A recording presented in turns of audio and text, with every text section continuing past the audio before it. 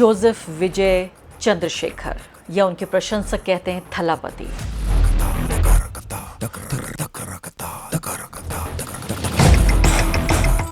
लेकिन विजय का मुख्यमंत्री बनना तमिलनाडु का ये सिर्फ कोई भी सत्ता बदल नहीं है। विजय होने के मायने क्या हैं?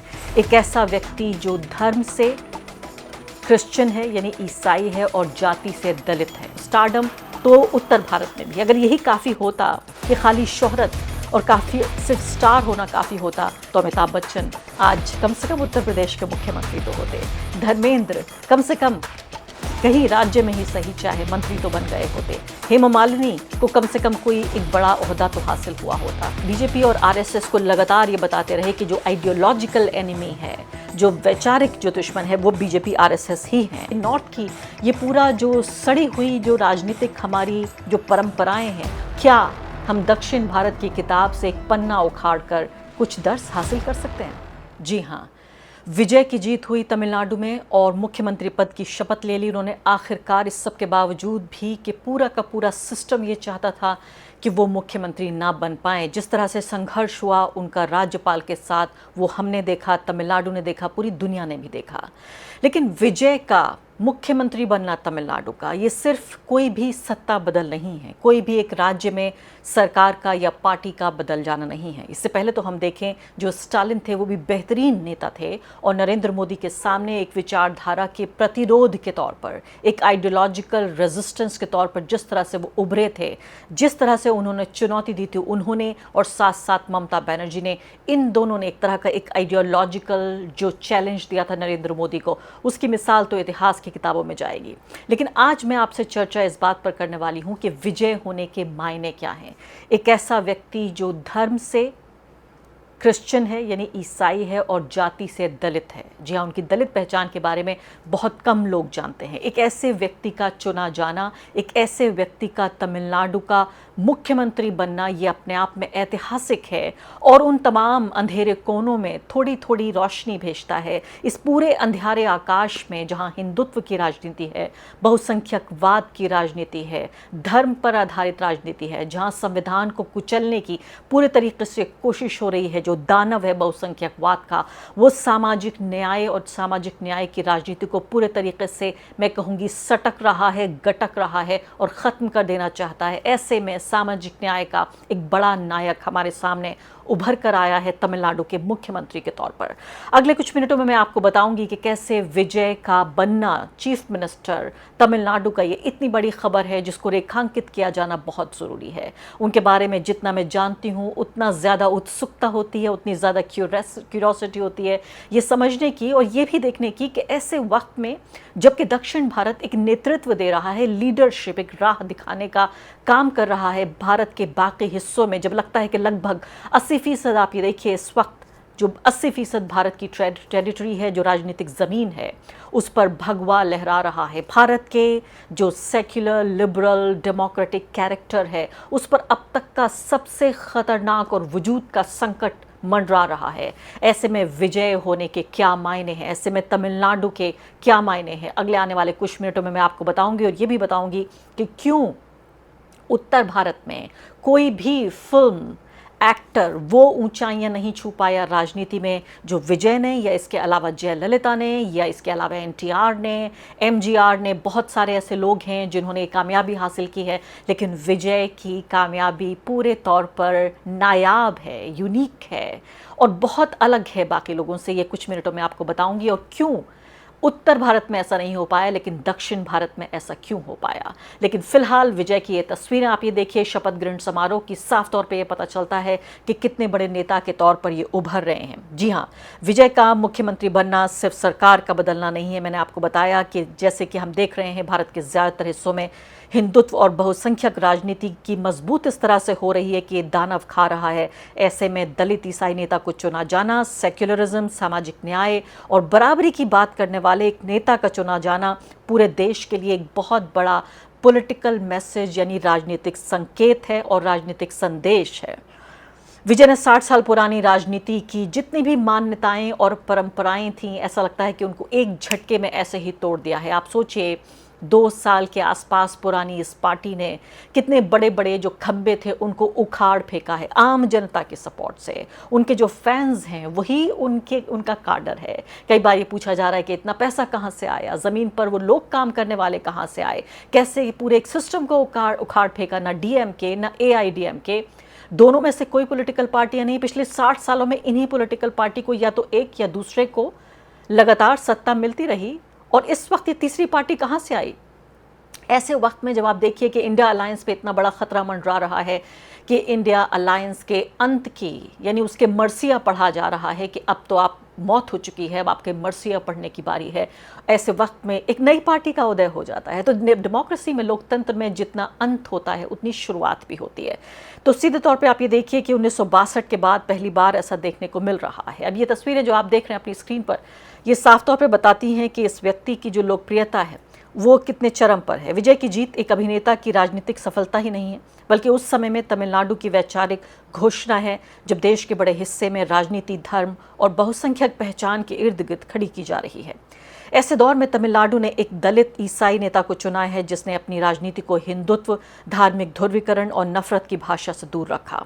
विजय की पहचान इसलिए महत्वपूर्ण है क्योंकि वो उस भारत से अलग राजनीतिक रास्ता दिखाती है जहां सत्ता के केंद्र में हिंदू राष्ट्रवाद है, यानी हिंदू नेशनलिज्म, यानी रिलीजियस नेशनलिज्म। उत्तर भारत के कई राज्यों में चुनाव अब विकास, शिक्षा या रोजगार से ज़्यादा मंदिर, मुसलमान और पहचान की राजनीति पर लड़े जा रहे हैं। हमने देखा है कि बंगाल तक जो ऐसा राज्य रहा जो धार्मिक सौहार्द की एक बड़ी प्रतिमूर्ति के तौर पर उभरा कई दशकों में, वहां पर भी देखिए अब मस्जिद के सामने डीजे बजाकर नाच गाना हो रहा है, दर्जनों दुकानों को जलाया जा रहा है। इस तरह की तस्वीरें, मणिपुर जैसी तस्वीरें अब बंगाल से सामने आ रही हैं जहां पॉलिटिकल वायलेंस ने पूरे तरीके से हद कर दी है। यानी पोस्ट पोल चुनाव के बाद जो वायलेंस हो रहा है वो अभी भी टीएमसी से लेकर और वहाँ के मुसलमानों तक हर किसी पर हमले हुए हैं और पूरी बंगाली अस्मिता दांव पर लगी हुई है। और आगे बढ़ने से पहले एक अदना सी गुजारिश कि आप मेंबर बनिए मेरे चैनल का आरफा खानम शेरवानी।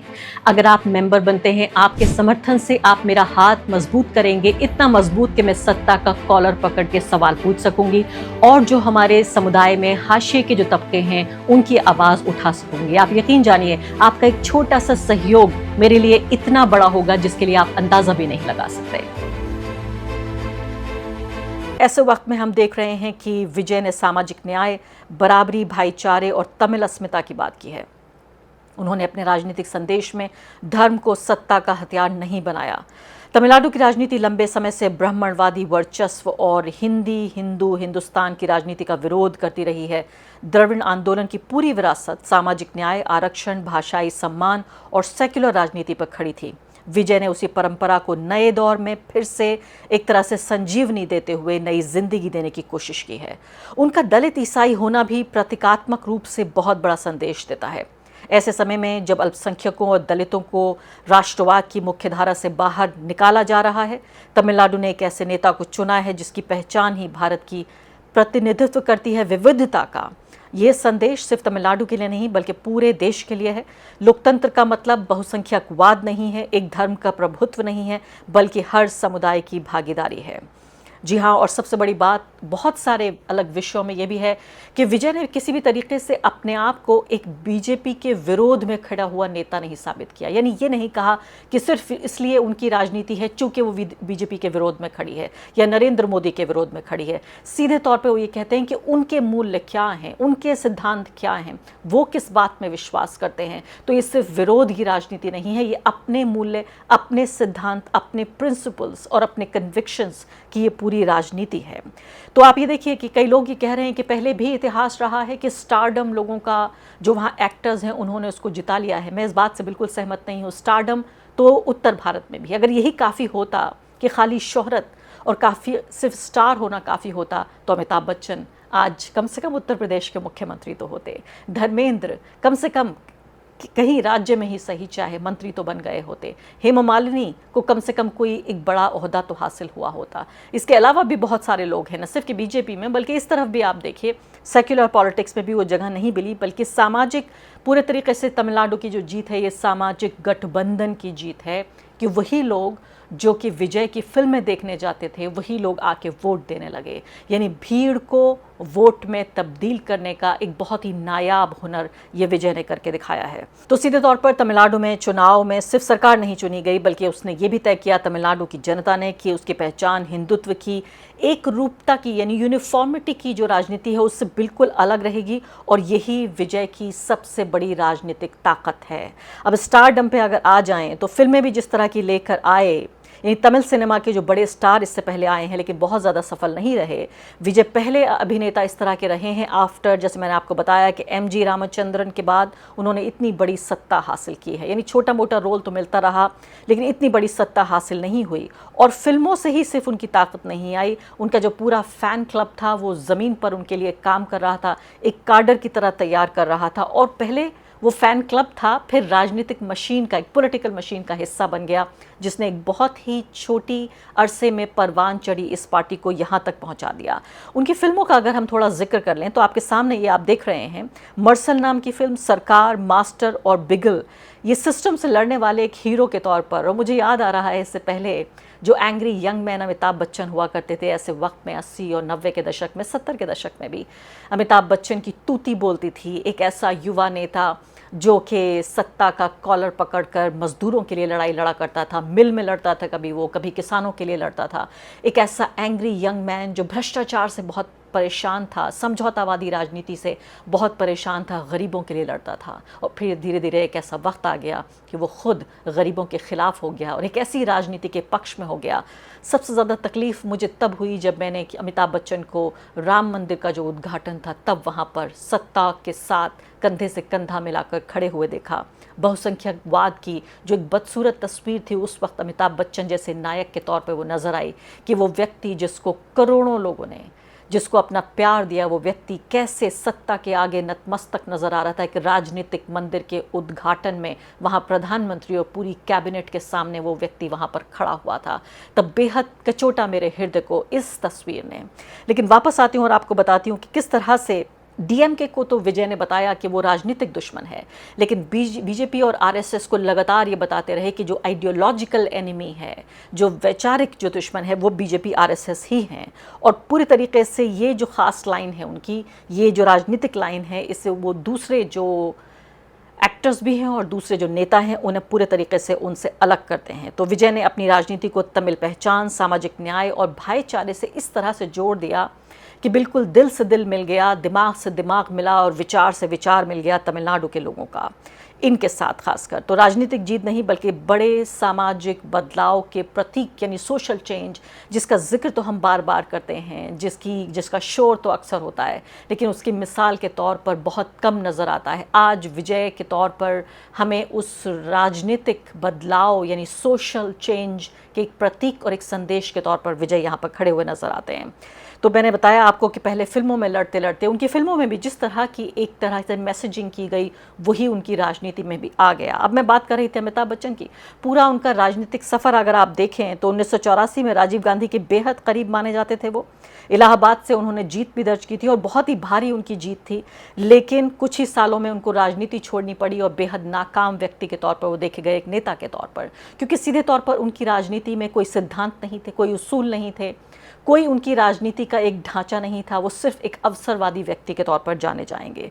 पूरी हिंदी बेल्ट में आप ये बताइए कि अमिताभ बच्चन से ज़्यादा कौन ऐसा व्यक्ति, कौन ऐसा एक्टर रहा होगा जिसको इतना समर्थन मिला हो। सेम बात की जा सकती है, मैं कहूँगी सीधे तौर पर शत्रुघ्न सिन्हा के लिए भी, कि एक राजनीति के सिर्फ हिस्से के तौर पर वो सिमट कर रह गए। अब ये देखिए, आप विजय से भी तुलना अगर करें तो शत्रुघ्न सिन्हा पार्टी के भीतर के ही नेता बने, अपनी कोई पॉलिटिक्स की उन्होंने शुरुआत नहीं की। इसके अलावा धर्मेंद्र, उनको लेकर भी अफसोस होता है, हालांकि बेहद सेक्युलर, बहुत ही लिबरल विचारों वाले व्यक्ति रहे वो। जितने कामयाब वो फिल्मों में रहे उसका एक अंश भी कामयाबी उनको नहीं मिल पाई राजनीति में। हेमा मालिनी को आप देखिए, किस तरह से हेमा मालिनी भी पूरी तरीके से मिसफिट इस पूरी पॉलिटिक्स में पाई गई। भगवा ताकतों के साथ हाथ मिलाकर जो भी कुछ बचा था हेमा मालिनी का फिल्मी करियर से जो उन्होंने हासिल किया था वो खो दिया एक तरह से उन्होंने राजनीति में आकर।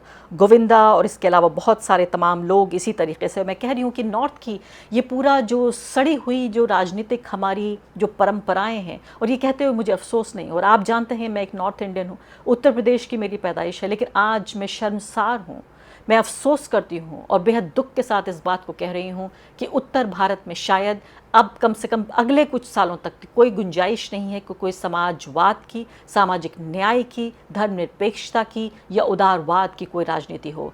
क्या हम दक्षिण भारत की किताब से एक पन्ना उखाड़ कर कुछ दर्स हासिल कर सकते हैं?